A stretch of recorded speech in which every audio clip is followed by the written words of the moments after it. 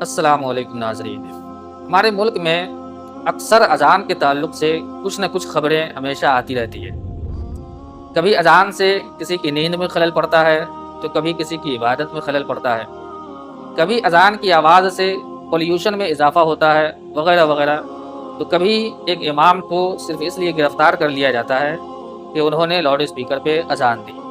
تازہ ترین خبر آپ لوگوں نے دیکھی ہوگی کہ سنبھل میں ایک مسجد کے امام کو صرف اس لیے گرفتار کر لیا گیا کہ انہوں نے لاؤڈ اسپیکر پہ اذان دی۔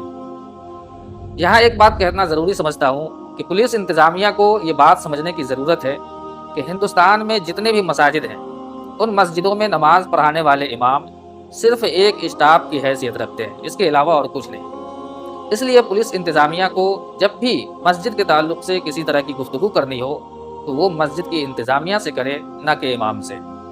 تو میں یہ کہہ رہا تھا کہ ہمارے ملک میں آئے دن اذان کو لے کر کچھ نہ کچھ خبریں ضرور آتی رہتی ہیں۔ یہاں ایک بات سمجھنے کی ضرورت ہے کہ جن لوگوں کی طرف سے اعتراض ہوتے ہیں وہ اعتراض حقیقتاً اذان پہ نہیں ہوتے بلکہ لاؤڈ اسپیکر پہ ہوتے ہیں۔ اعتراض کرنے والوں کی طرف سے یہی کہا جاتا ہے کہ آپ اذان 5 وقت نہیں بلکہ 10 وقت دیں، ہمیں کوئی اعتراض نہیں ہوگا، لیکن آپ لاؤڈ اسپیکر کا استعمال نہ کریں۔ ہندوستان میں رہنے والا ہر مسلمان اپنے دنیاوی معاملات میں ہندوستان کے سنویدھان کی پیروی کرتا ہے تو وہی مذہبی معاملات میں قرآن و حدیث کی پیروی کرتا ہے۔ ہندوستان کا سنویدھان اس بات کی اجازت دیتا ہے کہ کسی بھی مذہب سے تعلق رکھنے والا انسان اپنے مذہبی معاملات اپنے مذہب کی کتاب کے مطابق حل کر سکتا ہے۔ وہیں قرآن و حدیث یہ حکم دیتا ہے کہ مسلمان جس ملک میں ہو دنیاوی معاملات میں وہاں کے قانون کی پیروی کرے، وہاں کے سنویدھان کے مطابق اپنی زندگی گزارے۔ اور یہی وجہ ہے کہ ہندوستان کا مسلمان کبھی یہ مطالبہ نہیں کرتا کہ چور کے ہاتھ کاٹ دیے جائیں، زنا کرنے والوں کو سنسار کیے جائیں، کیونکہ یہ قرآن و حدیث میں حکم ہے۔ لاؤڈ اسپیکر پر اذان دینا یہ ایک مذہبی معاملہ ہے، تو اب مسلمانوں کے لیے ضروری ہے کہ وہ قرآن و حدیث کی روشنی میں تلاش کریں کہ لاؤڈ اسپیکر پر اذان دینا کتنا ضروری ہے۔ اگر لاؤڈ اسپیکر پر اذان دینا مذہب اسلام کی رو سے لازم و ضروری ہے تو پھر مسلمانوں کو چاہے دنیا کی کسی بھی قسم کی طاقت رکاوٹ بنے اس کا ڈٹ کر قانونی طور پہ مقابلہ کرنا چاہیے، اور پھر اذان کو لاؤڈ اسپیکر پہ کبھی بھی بند نہیں کرنا چاہیے۔ اور اگر لاؤڈ اسپیکر پر اذان دینا قرآن و حدیث کی روشنی میں لازم و ضروری نہیں ہے تو پھر جتنی جلد ہو سکے مسلمانوں کو بند کر دینا چاہیے۔ یہ نہیں دیکھنا چاہیے کہ فلاں قوم لاؤڈ اسپیکر استعمال کر رہی ہے، فلاں کر رہی ہے تو ہم کیوں نہ کریں۔ بڑے ہی افسوس کے ساتھ کہنا پڑتا ہے کہ آج کل ہندوستان کا مسلمان ایک دوسرے کا دیکھا دیکھی کرتا ہے۔ کبھی مسلمانوں پر اگر مذہبی معاملات میں کسی طرح کی کارروائی ہوتی ہے تو آپ نے سوشل میڈیا پہ دیکھا ہوگا بہت سارے مسلمانوں کی طرف سے اس طرح کے پوسٹ آنے لگتے ہیں کہ سکھ مذہب جو مسلمانوں کا بڑا ہی ادب و احترام کرتے ہیں، سکھ مذہب کے تعلق سے یہ پوسٹ آنے لگتا ہے کہ سکھ مذہب والے تو ایسا کرتے ہیں، ان پر کوئی کارروائی نہیں ہوتی، پھر ہم پہ کیوں ہوتی ہے؟ اور اس طرح سے وہ اپنا ایک نیا دشمن بنا لیتے ہیں۔ بھائی سکھ مذہب پہ کارروائی کیوں نہیں ہو رہی ہے وہ ان کا معاملہ ہے، آپ پہ اگر کارروائی ہو رہی ہے، آپ بے گناہ ہیں تو آپ قانونی لڑائی لڑیں، نہ کہ دوسروں سے دشمنی مول لیں کہ اس پہ نہیں ہو رہا ہے مجھ پہ کیوں ہو رہا ہے۔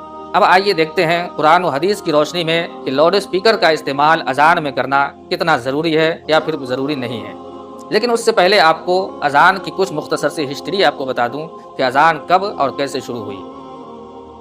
نبی کریم صلی اللہ علیہ وسلم جب مکہ شریف سے ہجرت کر کے مدینہ شریف تشریف لے گئے تو آپ کے ہمراہ بہت سارے مسلمان بھی تھے۔ اس کے علاوہ مدینہ شریف میں آلریڈی پہلے سے بھی بہت سارے مسلمان موجود تھے۔ پھر تبلیغ شروع ہوئی اور دن بدن مسلمانوں میں اضافہ ہوتا چلا گیا۔ پہلے جب مسلمان کم تعداد میں تھے تو کسی گھر میں جماعت کے ساتھ نماز ادا کر لی جاتی تھی، لیکن جب مسلمانوں کی تعداد بڑھی تو ضرورت پیش آئی کہ کوئی ایسی مسجد ہو جس میں تمام مسلمان اکٹھا ہو کر ایک ساتھ جماعت کے ساتھ نماز پڑھ سکے۔ اسی ضرورت کو دیکھتے ہوئے مسجد نبوی کی بنیاد رکھی گئی، اور جب مسجد نبی مکمل ہوئی تو تمام مسلمان اسی مسجد میں جمع ہو کر نماز ادا کرنے لگے جماعت کے ساتھ۔ لیکن یہاں ایک مسئلہ اور کھڑا ہو گیا کہ لوگ ایک ہی وقت میں مسجد میں نماز کے لیے اکٹھا نہیں ہو پاتے تھے۔ نماز کے لیے 5 وقت نماز کے لیے وقت متعین ہے، لیکن اس وقت گھڑی تو تھی نہیں کہ لوگ وقت دیکھ کر مسجد پہنچ جاتے۔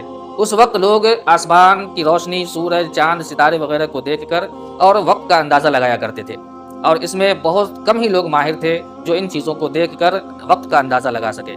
جو وقت کا اندازہ لگا لیتے وہ مسجد پہنچ جاتے، اور زیادہ تر پیچھے ہی رہ جاتے، ان کی جماعت چھوٹ جاتی۔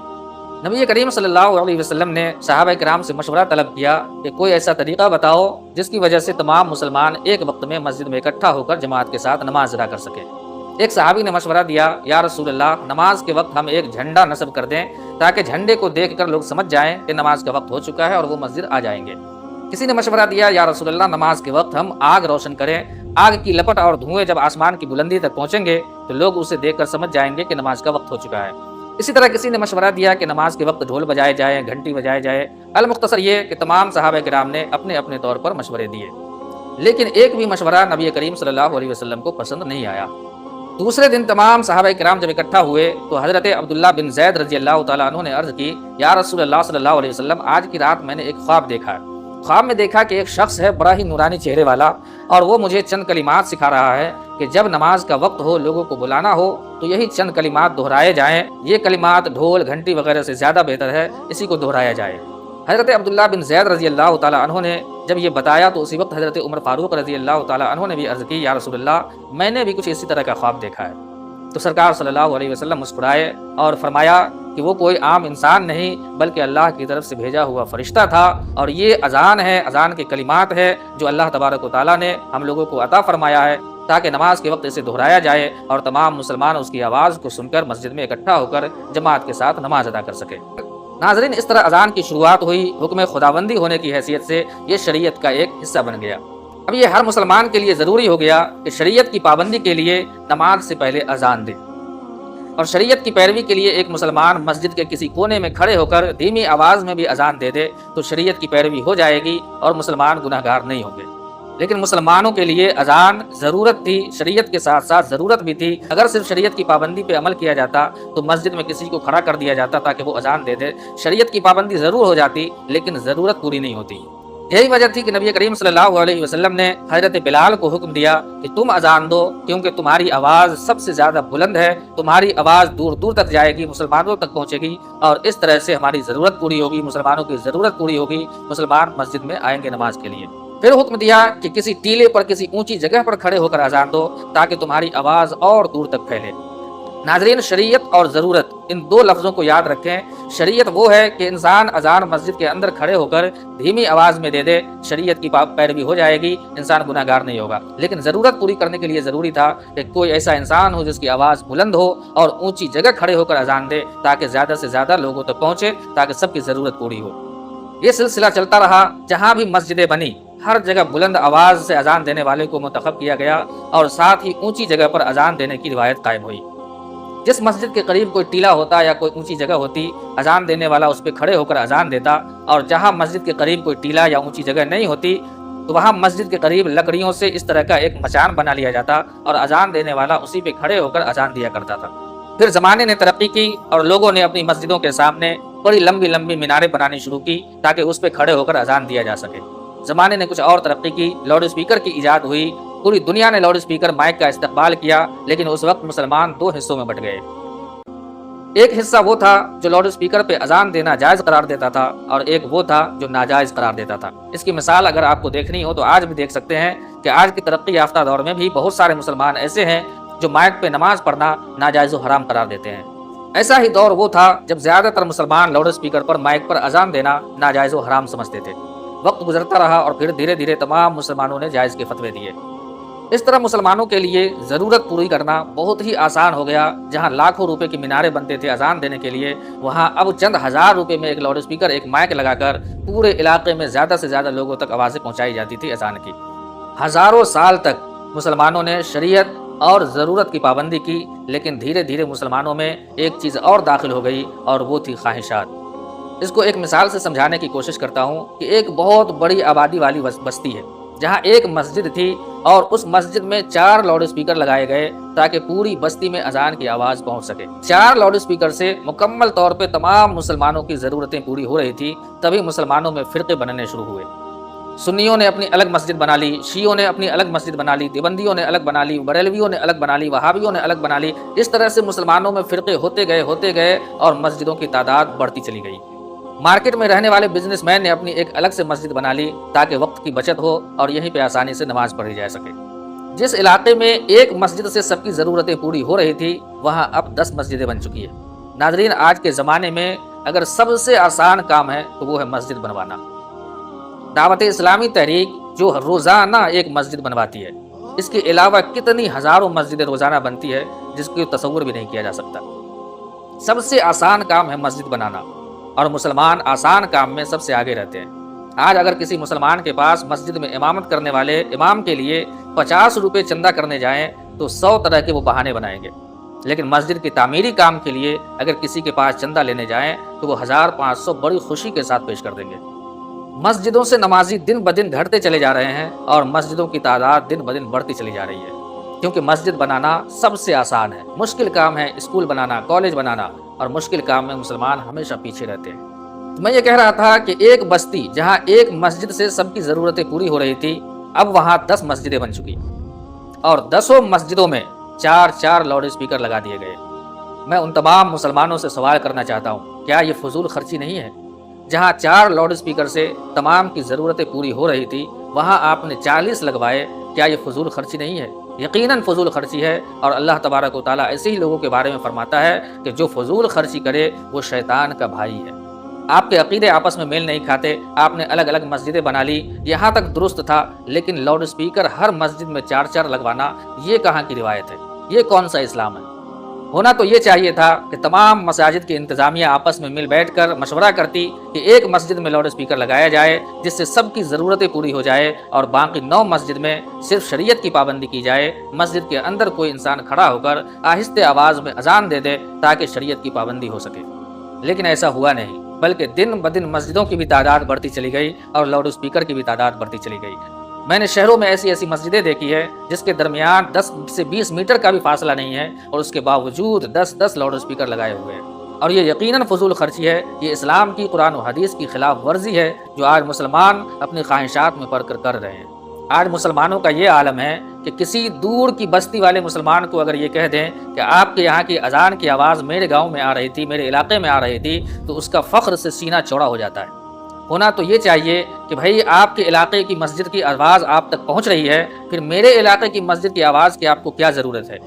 بلکہ فوراً اپنی مسجد کی آواز کو کم کرنا چاہیے، ادھر کے لاؤڈ اسپیکر کو اتار دینا چاہیے تاکہ زیادہ دور تک آواز نہ جائے، دوسرے علاقے تک آواز نہ جائے۔ لیکن یہاں فخر سے سینہ چوڑا ہو جاتا ہے کہ میرے مسجد کی اذان کی آواز دور تک جاتی ہے۔ ناظرین، یہ بڑے ہی افسوس کا مقام ہے کہ مسلمانوں نے شروعات میں جتنا کم استعمال کیا لاؤڈ اسپیکر، اتنا ہی ابھی سب سے زیادہ پوری دنیا میں لاؤڈ اسپیکر کا استعمال اگر کوئی کر رہا ہے تو وہ صرف مسلمان ہے۔ آپ دیکھیں، مسجد میں صرف 5 وقت اذان ہی نہیں بلکہ جمعہ کا خطبہ، جمعہ کی تقریر لاؤڈ اسپیکر سے ہو رہی ہے، جو پورے محلے میں آواز جا رہی ہے۔ فجر کی نماز کے بعد، جمعہ کی نماز کے بعد صلاۃ و سلام پڑھا جا رہا ہے، وہ بھی مائک میں پورے محلے کو سنایا جا رہا ہے۔ رمضان میں تراویح ہو رہی ہے، وہ بھی مائک سے لاؤڈ اسپیکر پہ پورے محلے کو سنایا جا رہا ہے۔ اس کے علاوہ جلسہ اور جلوس میں کس طرح سے لاؤڈ اسپیکر کا استعمال کیا جاتا ہے، میں گارنٹی کے ساتھ کہتا ہوں کہ جلسے وغیرہ میں جس طرح سے لاؤڈ اسپیکر کا استعمال کیا جاتا ہے کہ اس لاؤڈ اسپیکر کی آواز سن کر کوئی اگر گھر میں بچہ ہو، کوئی بوڑھا ہو، کوئی مریض ہو، تو اسے کسی بھی قیمت پہ رات میں نیند نہیں آ سکتی ہے۔ اتنی تیز آواز ہوتی ہے لاؤڈ اسپیکر کی، اس کے باوجود مسلمان کرتے جا رہے ہیں۔ تکلیف سب کو ہوتی ہے لیکن مسلمان برداشت کرتے ہیں، تو یاد رکھیں غیر مسلم برداشت نہیں کریں گے۔ اس کی مثال آپ کو اس طرح سے سمجھاؤں، ہمارے علاقے میں کشن جی کا ایک میلہ لگتا ہے جہاں 72 گھنٹے تک ریگولر جے شری رام کا نعرہ لگایا جاتا ہے۔ اس سے لوگوں کو اتنی پریشانی ہوتی ہے کہ آپس میں بات کرنا بھی مشکل ہو جاتا ہے۔ تکلیف سب کو ہوتی ہے، ہندو کو بھی ہوتی ہے، مسلم کو بھی ہوتی ہے، لیکن ہندو صرف اس لیے برداشت کرتے ہیں کیونکہ ان کا مذہبی پروگرام ہے، لیکن مسلمانوں سے برداشت نہیں ہو پاتا۔ یہی حال ہے ہماری مسجد کے اذان کا کہ ہم مسلمان ہونے کی حیثیت سے برداشت کر لیتے ہیں لیکن غیر مسلم اسے برداشت نہیں کر پاتے۔ پہلے کے لوگ صبح کی اذان کو اس لیے برداشت کرتے تھے کیونکہ تمام لوگوں کو، چاہے وہ مسلم ہو غیر مسلم ہو، سب کو صبح میں جلدی اٹھنے کی عادت ہوتی تھی، اور کسی کے پاس الارم تو ہوتا نہیں تھا، تو مسجد کی اذان ہی اس کے لیے الارم کا کام کرتی تھی۔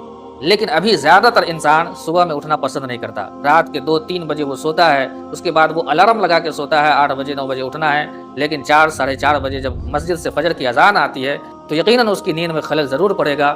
المختصر میں یہ کہنا چاہوں گا کہ مسجدوں میں لاؤڈ اسپیکر پہ اذان دینا آج ضرورت نہیں ہے۔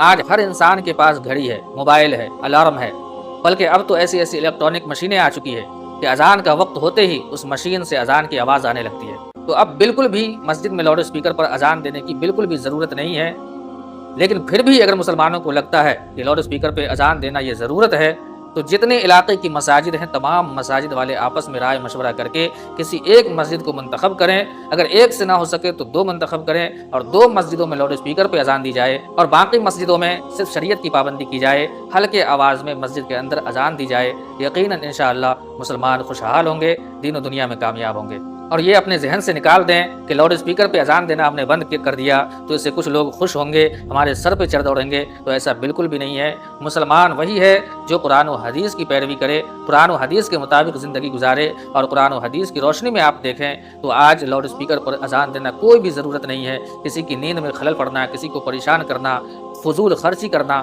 جہاں چند ہزار میں ضرورتیں پوری ہو رہی ہو وہاں لاکھوں روپے خرچ کر کے اللہ تبارک و تعالیٰ کے کلام کے مطابق شیطان کا بھائی بننا یہ بالکل بھی مناسب نہیں ہے۔ ہمیں کوشش کرنی چاہیے اپنی مسجدوں سے لاؤڈ اسپیکر کو ختم کرنے کی، ہٹانے کی، اور یہ بالکل بھی نہ دیکھیں کہ کون کیا کہہ رہا ہے۔ قرآن و حدیث جو کہہ رہا ہے ہمیں اس پر عمل کرنے کی کوشش کرنی چاہیے۔